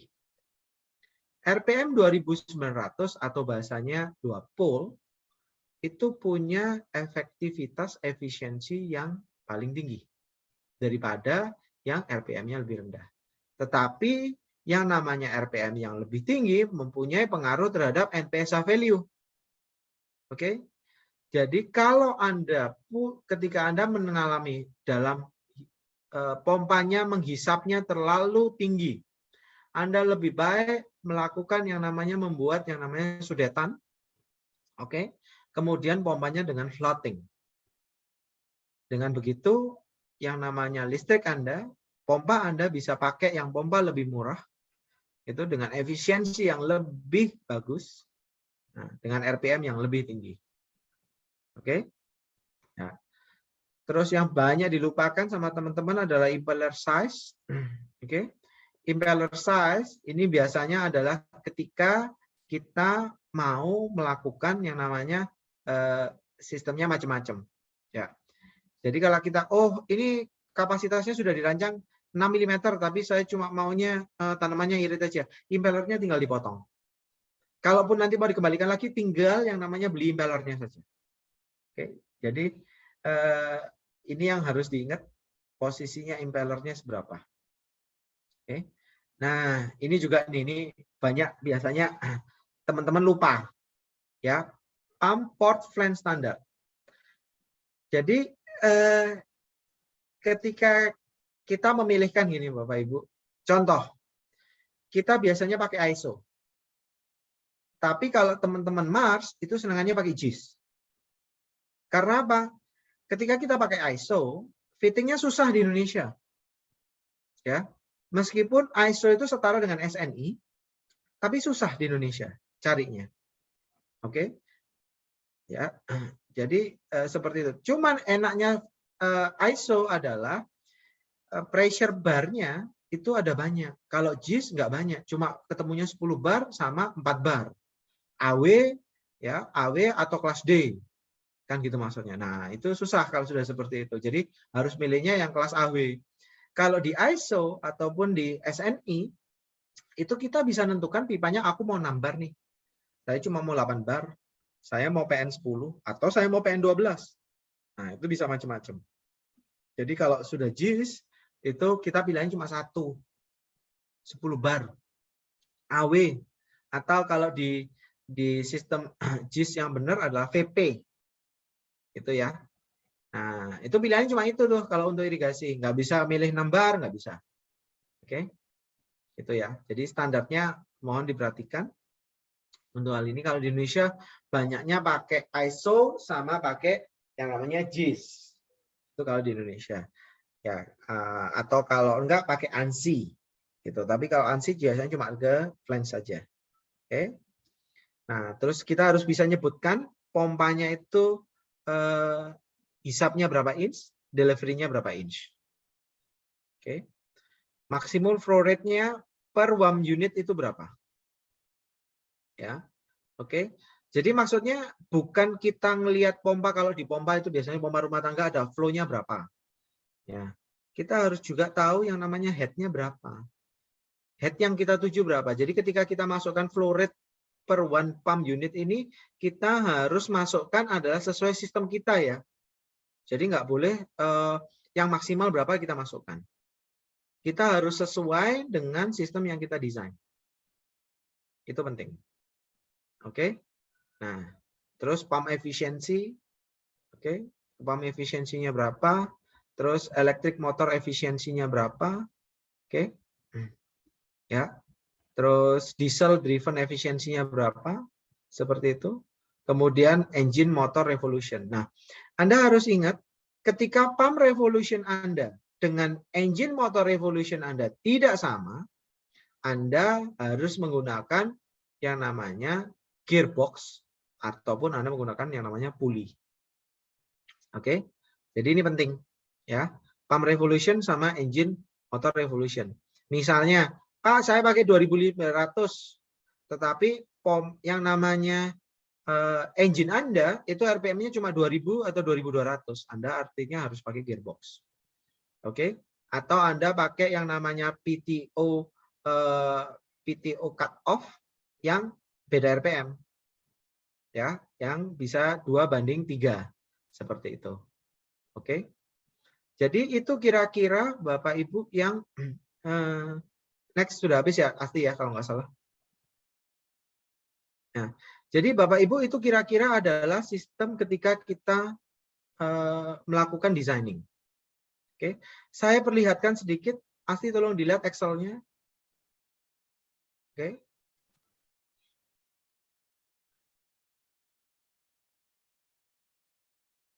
Nanti Bapak Ibu akan dilihatkan adalah di email oleh Asti adalah seperti ini. Langsung ke irrigation data. Oke, Anda naik. Nah, ini bukan kami yang bikin, ini saya harus jujur, ini yang bikin adalah Netafim. Ini punyanya Netafim. Oke. Ya. Nah, ini tadi general data. Nah, ini Anda harus isi ini. Ini ada contohnya nih. Yang saya cari, yang saya bikin ini yang saya bikin sendiri waktu itu. Ya.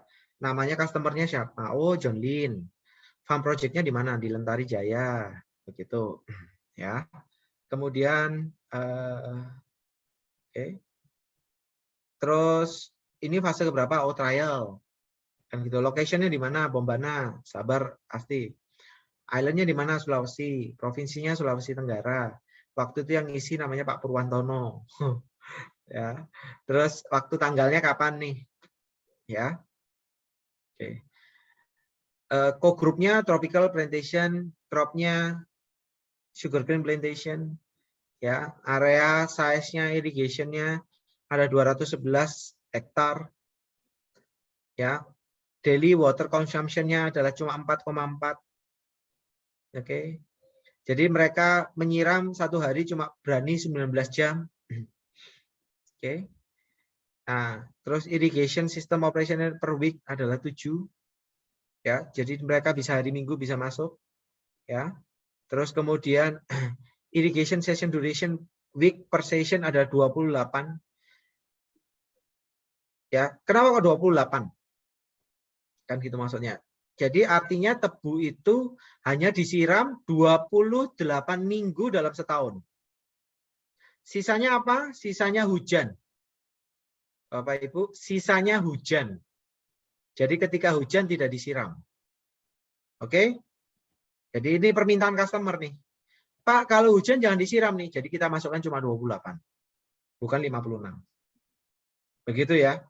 Jadi ini sistemnya yang kita masukkan. Oke? Nah, mereka ngomong adalah planting pattern adalah double hedge row. Jadi saya masukkan nomornya 2. Nah, kalau Bapak lihat di sistem, Bapak Ibu lihat di F itu saya kalau bingung masih ada saya Indonesiakan model row bedeng. 1 itu untuk lajur tanaman single row, 2 untuk double hedge row, 2 lajur tanaman. Oke. Bahasanya sebenarnya juring ganda. Gitu ya. Bahasa Indonesianya double hedge row itu. Terus bed row spacing, jadi antara center ke center dia 2,2 karena mereka melakukan mekanisasi. Oke.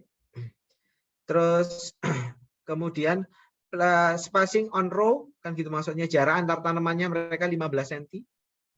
Oke. Ya, amount of irrigation-nya planting-nya adalah 1 lajur tanaman, ya, itu adalah segitu. Oke, next. Ya. Tipe sprinkle irrigation method-nya adalah drip subsurface. Materialnya drip net PC adalah 16150. Itu. Materialnya PE. Ya. Outside-nya adalah 16 mm. Oke. PN-nya kayak milih yang 2. Oke. Karena ketebalannya hanya yang namanya 15 mil, ya. Oke. Milli inch itu ya. Mil itu milli inch, ya. Itu saya pakai yang 15. Jadi nomor 25 sama sebesarnya 25.1 itu Anda pilih salah satu aja. Anda mau pilih yang mana? Oke. Ya. Terus nomor 26 saya nggak ngisi karena itu untuk sprinkle, ya. 26, 27, 28 itu untuk sprinkle, ya. 29 itu adalah pressure operasional maksimal. Oke, di 25 meter. Oke, terus habis itu operasional minimal itu 1 bar kan gitu. Sorry itu mestinya 10 meter. Oke, bukan 1 ya. Oke. Emitter flow rate itu adalah 1,6 liter per jam. Yang kemarin saya bilang bahwa drippernya di Netafim itu paling baik adalah 1,6 liter per jam. Ya, karena di atas 100 hektar saya masukkan 2 launch-nya. Oke. 3 adalah emitter or emitter group itu adalah 0,5 ya, jarak antara titik emitter. Ya. Jadi spacing-nya 50 cm. Oke. Terus ke bawah pasti kebanyakan. Tampilkan yang sebelumnya. Ya. Amount per emitter per group karena sudah drip tape, ya, sudah ada emitternya di setiap situ jadi 1. Oke. Jadi average emitter line, jadi satu bedengnya itu paling rata-rata panjangnya adalah 140 meter. Oke, start konektornya saya milih 1 karena tidak ada T karena ya. Jadi saya tentukan infill valve-nya adalah 4 inch. Oke. Average size irrigation block per valve adalah 8 hektar sekali siram. Oke.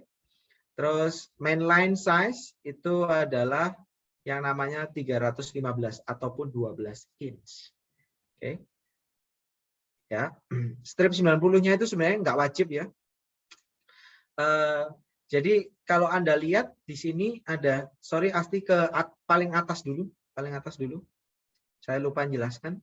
Naik paling atas, nanti kembali lagi, naik paling atas.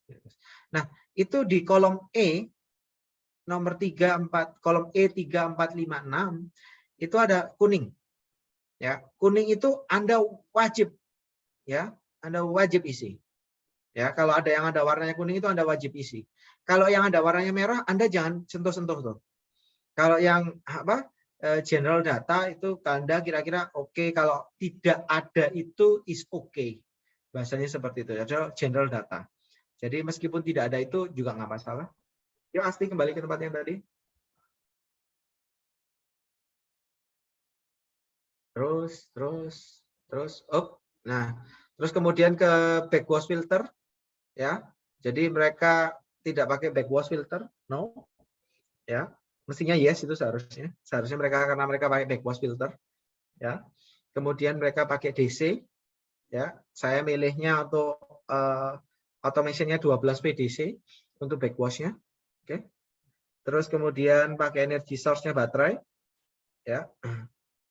Dilengkapi dengan solar panel, ya. Jadi selenoidnya 12 VDC. Next, turun ke bawah.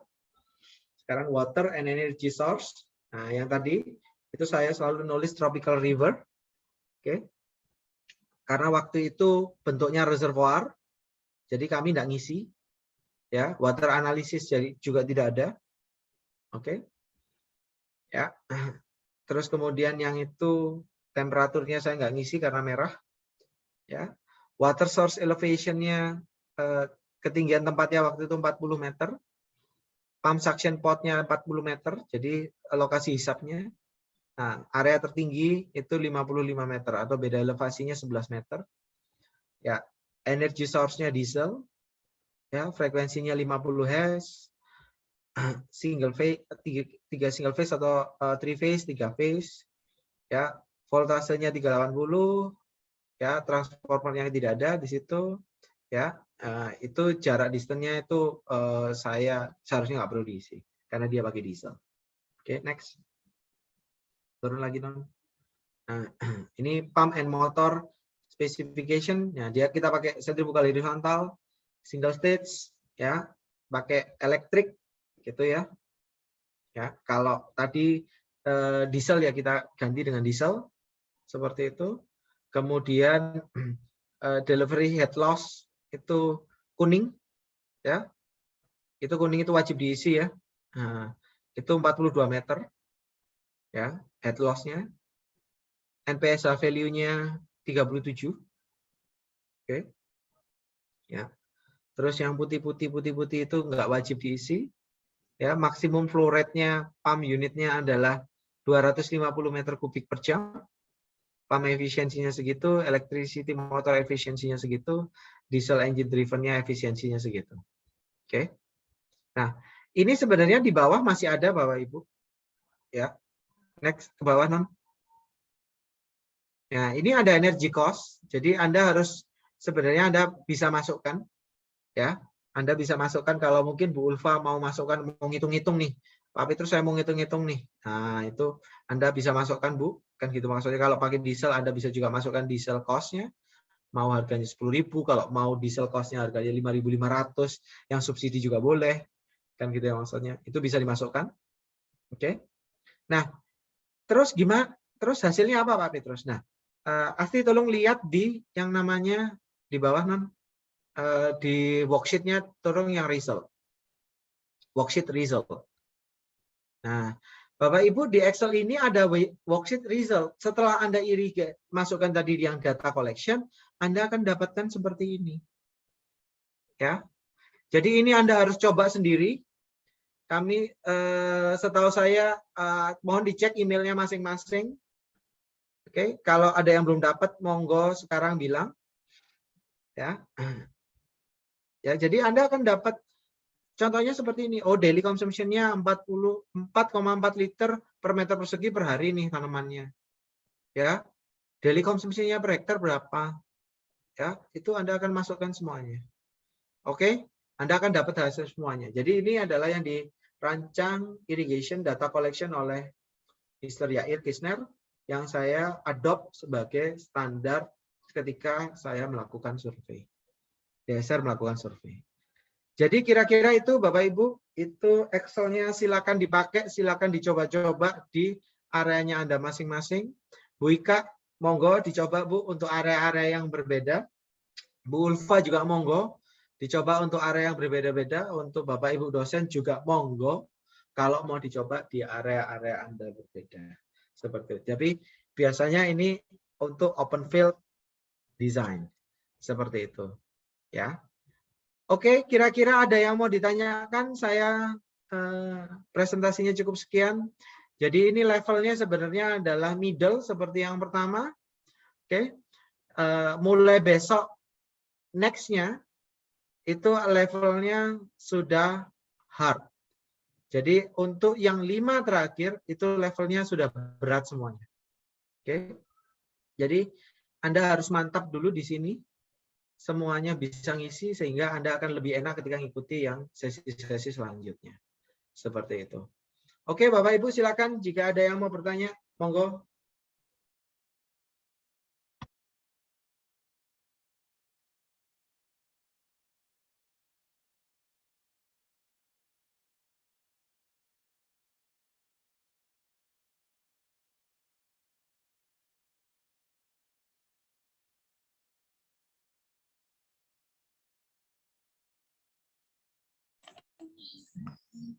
Izin bertanya Pak Petrus. Dari Pak Cahyo, Jember. Monggo Pak, monggo, monggo. Ini yang dijelaskan barusan dari contoh ini khusus untuk irigasi tetes ya Pak, dengan emitter. Oh enggak Pak, Bagaimana? ada sprinkle, ada opsinya untuk sprinkle juga Pak. Oh begitu. Yes. Oke, terima kasih. Ya, terima kasih. Iya, ada opsinya untuk sprinkle juga. Jadi ada drip ataupun sprinkling irrigation. Gitu Pak. Sebenarnya untuk yang lain juga bisa sih Pak. Jadi maksudnya untuk tidak dengan punyanya Netafim, produknya Netafim juga bisa sih, kan gitu maksudnya. Cuman masukannya kita harus benar-benar punya datanya untuk yang barangnya yang ada. Jadi kalaupun saya pakai Bigan Nelson pun saya pakai ini nggak masalah sebenarnya. Seperti itu. Oke. Jadi tinggal memodifikasi ya, ukuran, kapasitasnya kan gitu. Di sini tidak nyebutkan detail spesifik produknya apa. Kalau di hidrokal punyanya Netafim, spesial yang punyanya Netafim hidrokal untuk kalkulasi desain, Pak. Itu khusus memang untuk produknya Netafim. Jadi ketika itu Anda bisa masukkan produknya namanya apa. Nah, seperti itu. Tadi kalau Excel ini itu karena kami juga mendesain untuk produk yang berbeda dari produknya Netafim, jadi kami pakai Excel ini. Tapi ketika apakah kalau mau produknya Netafim gimana Pak kalau kayak mau desain dengan produknya Netafim? Itu Anda akan lebih convenience Pak Cahyo ataupun Ibu-ibu atau Bapak-bapak ketika mendesain dengan hidrokal. Seperti itu. Tapi pilihannya juga barangnya Netafim doang. Jadi kira-kira seperti itu. Gitu. Ya. Terima kasih Pak. Ya, begitu Pak. Kan itu maksudnya. Jadi ini sebenarnya general kok. Kan gitu Pak. Tetap saya harus masukkan di Excel tetap namanya Netafim Pak. Karena yang ngajari saya orang Netafim Pak. Seperti itu. Monggo, Ya, yang lain. wajib.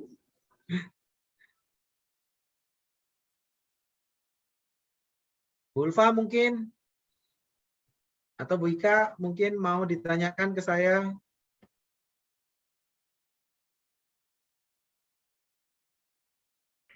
Iya Pak. Monggo Bu. Oke Pak, makasih. Ya, seperti minggu-minggu lalu ada beberapa pertanyaan. Ya. Ya Pak, yang pertama, berapa kira-kira menurut Bapak rekomendasi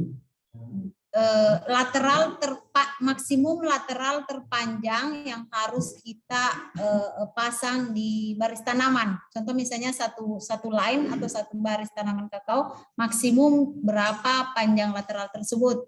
Supaya kita bisa mempertahankan tekanan minimum tadi yang seperti Bapak katakan 0,8 dan maksimum yang lateral yang kami pakai sekarang itu maksimumnya 3,2 bar. Itu pertanyaan pertama. Pertanyaan kedua, Pak, di sini ada desain dari DSR, dari perusahaan Bapak itu di fase 2. Kami punya satu line dalam 1 hektar kami memasang T konektor ya. Berarti itu membagi ke kiri dan ke kanan row tanaman, baris tanaman. Oke. Kira-kira berapa maksimum bar yang disarankan untuk itu, karena pasti berbeda dengan yang hanya lainnya lurus tanpa terbagi ya dengan menggunakan start connector. Satu dengan dua Kira-kira gitu ya Bu ya. Satu dengan T, yang adaptor sama T ya, gitu ya maksudnya. Oke. ya seperti itu. Oke Pak, itu aja dulu. Oke Bu. Ya. Oke. Saya spesifik ngomong punyanya Ibu karena paling sering adalah 16 mili Bu diameternya, betul ya? Diameternya dripernya Ibu 16 mili. Ya, jadi Pak Petrus boleh berapa panjang berapa? Oke. Saya jawab paling aman Ibu adalah menggunakan itu di 600 liter per jam dalam satu line-nya. Karena itu 16 mili, Bu. Kan gitu maksudnya ya. Jadi artinya begini, Pak Petrus boleh berapa meter? Kan gitu maksudnya. Misal nih, dalam satu line Ibu menggunakan drippernya spacing-nya 2 meter, Bu. Betul ya? Anggap aja 2 meter nih. Ya. Di 2 meter itu 30 cm. Gimana, Bu? Spacing-nya berapa? 30 cm nih. Ya, per 30 cm. 30 cm.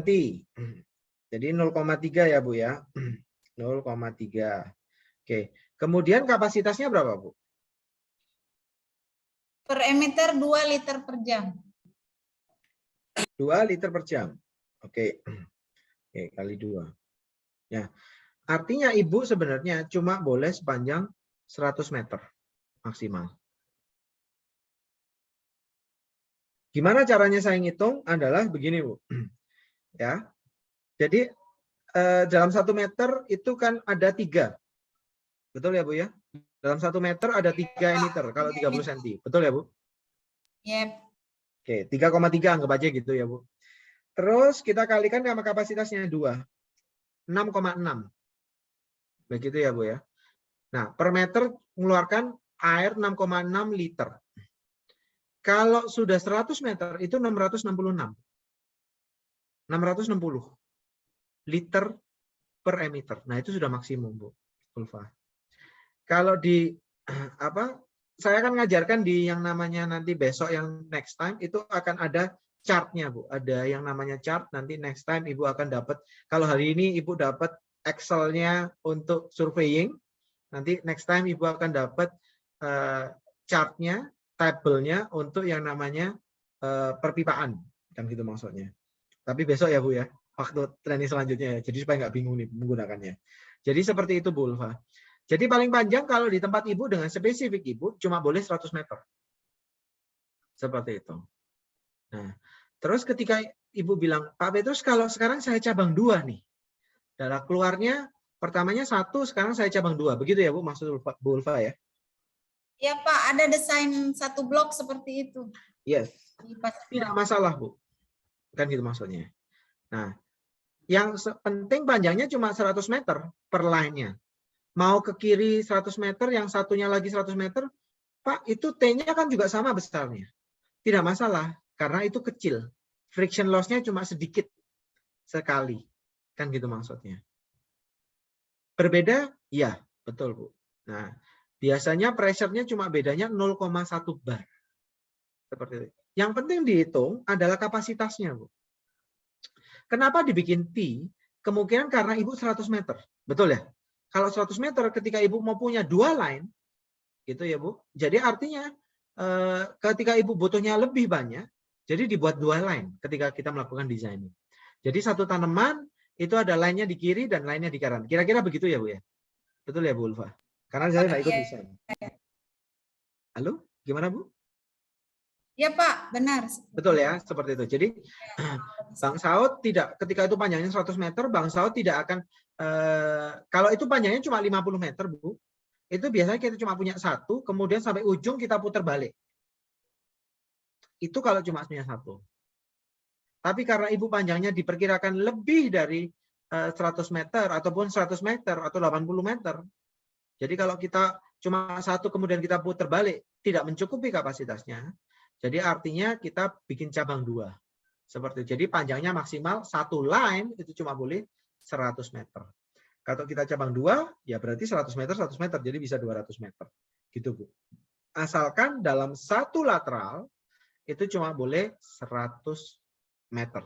Kalau tempatnya Bu Ilva ya. Kira-kira begitu, Bu. Kira-kira menjawab, Bu? Nomor 1, nomor 2? Makasih, Pak. Sama-sama, Bu. Sama-sama. Oke. Mungkin ada lagi? Bapak, Ibu yang mau ditanyakan ke saya? Saya boleh, Pak? Boleh, boleh, Bu. Silakan, silakan.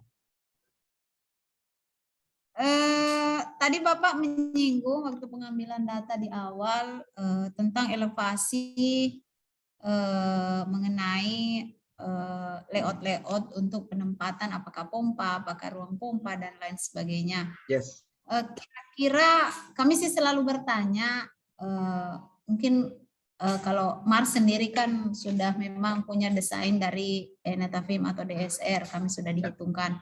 Tapi untuk saya pribadi kayaknya ingin bertanya tentang berapa kira-kira elevasi paling cocok untuk penempatan pompa atau ruang pompa itu sendiri, Pak. Karena kami di sini elevasinya itu kurang lebih 12 min sea level kalau nggak salah, itu di area vertigasi kami. Seperti itu, Pak. Kira-kira berapa jarak yang paling... Oke. Baik, Bu. Saya jelaskan langsung ya, Bu. Asti, tolong dibuka Excel-nya, As. Enggak apa-apa. Saya jelaskan khusus yang itu ya, Bu ya. Asti, tolong dibuka Excel-nya. Turun ke data collection Asti yang awal. Nah, di irrigation data. Terus naik Asti, naik. Pelan-pelan. Oke, balik. Jangan cepat-cepat.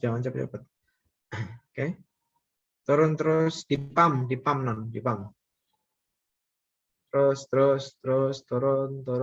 Oke. Turun lagi. Nah, ini Ibu yang perlu perhatikan nomor 54 gitu ya. Misalnya saya isi nih, Bu.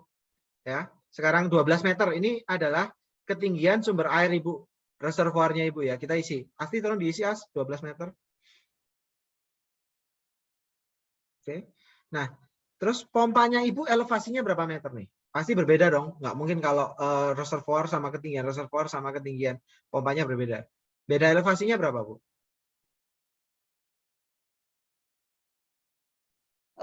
Kayaknya yang pump sectionnya itu yang 12, Pak. 12, kalau waternya 7 kalau nggak salah. Oke, Asti tolong pastikan ya, kan itu maksudnya.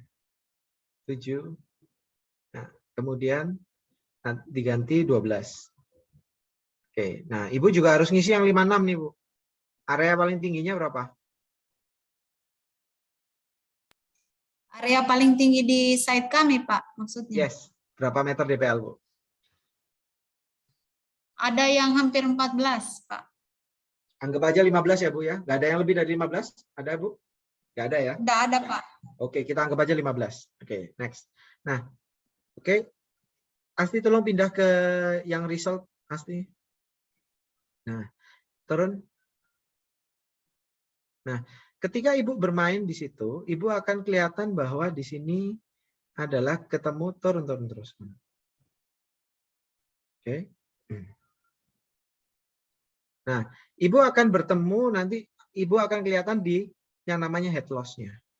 Ya.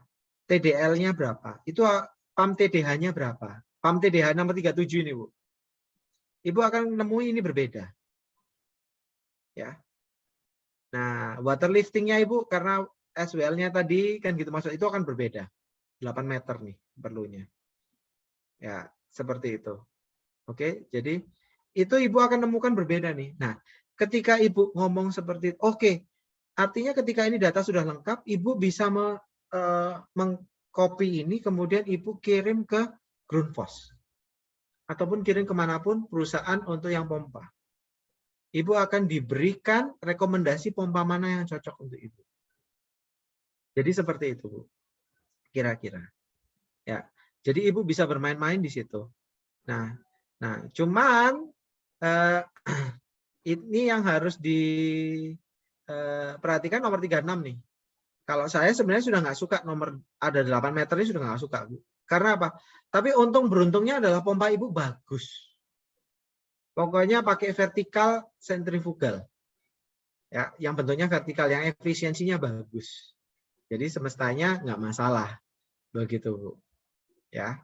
RPM-nya juga rendah, kan gitu maksudnya. Jadi pompanya bagus. Jadi itu is okay. Gitu, Bu. Kira-kira ketika menggunakan tabel ini, form ini, jadi supaya kira-kira Ibu Ulfa nanti bisa nyoba-nyoba nih. Berapa nih sih, kan gitu maksudnya. Seperti itu, Bu Ulfa. Jadi kalau diganti-ganti, semuanya resultnya ganti-ganti nanti, Bu. Seperti itu. Oke? Baik, terima kasih Pak. Ya, nanti kami akan Sama-sama, Bu. gunakan. Sama-sama. Ada lagi, jadi ini, form ini, sesi ini adalah sesi yang Anda harus melakukan nyoba sendiri. Dengan case Anda sendiri. Dengan case project Anda sendiri. Karena jika tidak, kita tidak bisa yang namanya mempraktekkan. Dan ini memang harus praktek nih. Kan gitu maksudnya. Jadi kalau tidak praktek, nggak bisa. Kan gitu maksudnya. Oke? Jadi kira-kira seperti itu. Ada lagi mungkin Bapak Ibu? Last question mungkin. Kira-kira ada yang mau tanya?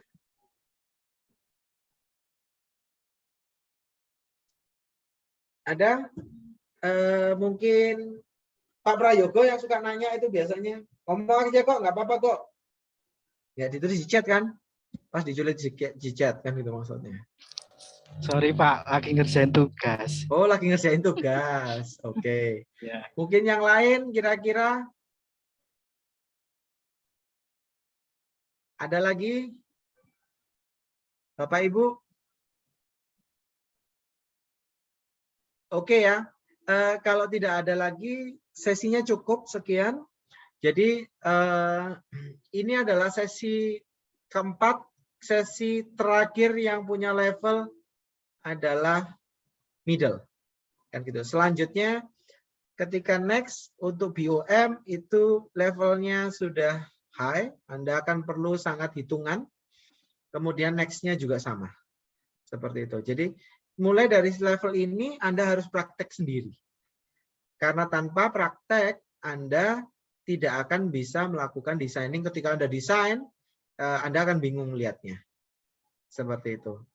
Oke, jadi mulai dari yang sini Anda sebenarnya untuk sampai ke 5 lagi itu Anda sebenarnya sudah harus praktek. Jadi akan saya berikan form kan gitu maksudnya. 2 kali ini akan saya berikan form. Yang ketiga sama keempat yang nanti nomor 6 dan 7 Anda akan punya tugas untuk menghitung kan gitu maksudnya. Yang nomor 8 Anda harus bikin sendiri di kebun Anda. Oke? Jadi seperti itu kira-kira. Terima kasih waktunya untuk hari ini.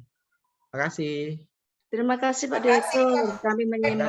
Terima kasih Bu Ulfa, makasih Pak Budwi. Terima kasih banyak. Ya, makasih. Terima kasih Pak Direktur. Ya, makasih. Terima kasih Pak Makasih, Pak. Petrus. Ya, makasih Pak. Makasih. Ya.